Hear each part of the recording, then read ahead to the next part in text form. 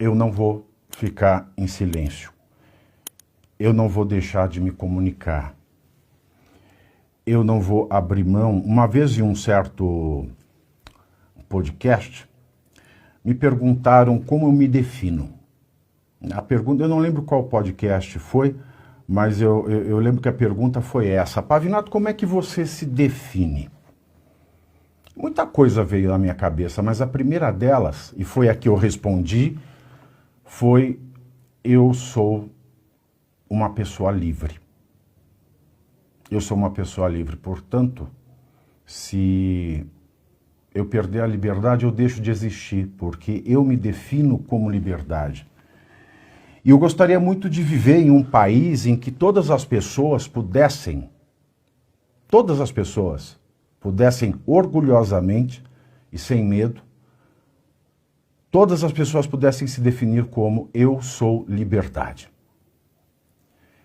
No primeiro ano da Faculdade de Direito do Largo São Francisco, no evento de recepção aos calouros, eu estava sentado em uma das primeiras fileiras do Salão Nobre da Faculdade de Direito do Largo São Francisco. A Faculdade de Direito do Largo São Francisco, aqui em São Paulo, ela foi criada por um decreto do mesmo Dom Pedro I, que nesse decreto de 1827, ele criou as faculdades de Direito de São Paulo e de Olinda.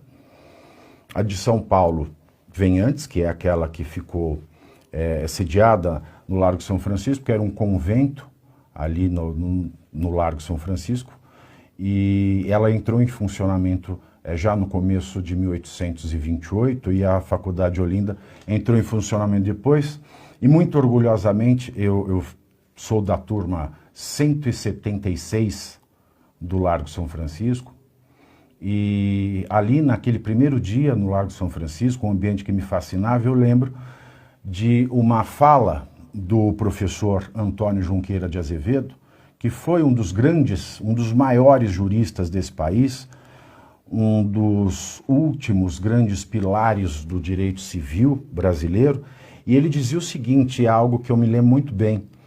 Ele dizia: os médicos irão dizer que a vida é o bem mais precioso que uma pessoa tem.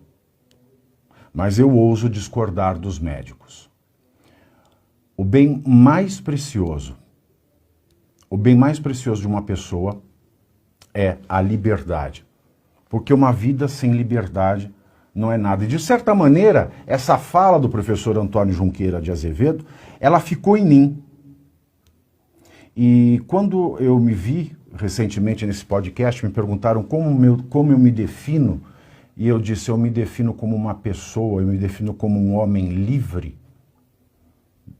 Me veio essa iluminação, me veio essa luz de que eu deixei a advocacia, eu deixei os bancos de sala de aula da universidade para que eu pudesse, de uma certa maneira, como comunicador, como apresentador de TV, como professor e ministrador de cursos online para todos os públicos, de todas as idades, de todas as formações, para que, como comentarista político e conhecedor do direito, como advogado, graduado, pós-graduado, mestre e doutor em direito, como alguém que tem titulação e credencial para falar do direito, eu fosse não só o professor de alunos de graduação, mas eu fosse, de uma certa maneira, o professor de direito de um país.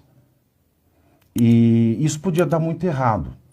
Por mais credencial e títulos que eu possa ter, eu podia ser um péssimo comunicador.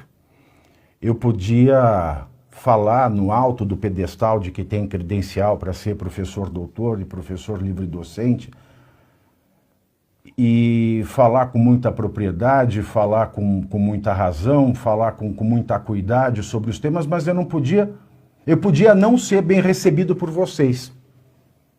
E daí que eu lembro também de uma lição do Silvio Santos: um comunicador sem o seu público não é nada. E é por essa razão que ele chamava o seu público de colegas de trabalho. Porque o público é o colega de trabalho de um comunicador. Um comunicador sem um público não é ninguém. E nessa transição de advogado e professor universitário para comunicador, para apresentador de TV, que sempre se definiu como uma pessoa livre, muito por graça, daquela fala no seu primeiro dia, do primeiro ano de faculdade no Largo São Francisco, ouviu do professor Antônio Junqueira de Azevedo que o bem mais precioso de uma pessoa é a liberdade e não a vida, porque a vida sem liberdade não tem significado nenhum. Sem vocês, sem a credibilidade de vocês, sem o carinho de vocês, eu não seria nada. Eu me frustraria, eu teria que voltar a advogar, eu teria que voltar para a universidade, porque eu seria um comunicador de nada. E um comunicador de nada é aquele que não tem público.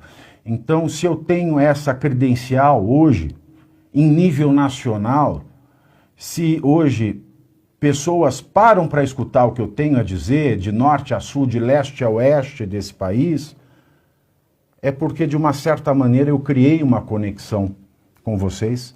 Eu consegui adaptar o linguajar do tecnicismo jurídico para o linguajar do dia a dia de todos os brasileiros. Por mais diferentes que sejam os linguajares nos quatro cantos desse país, eu fui feliz em estabelecer essa conexão com vocês e sou mais feliz ainda de ter o apoio e continuar sendo seguido, acompanhado, ouvido por vocês.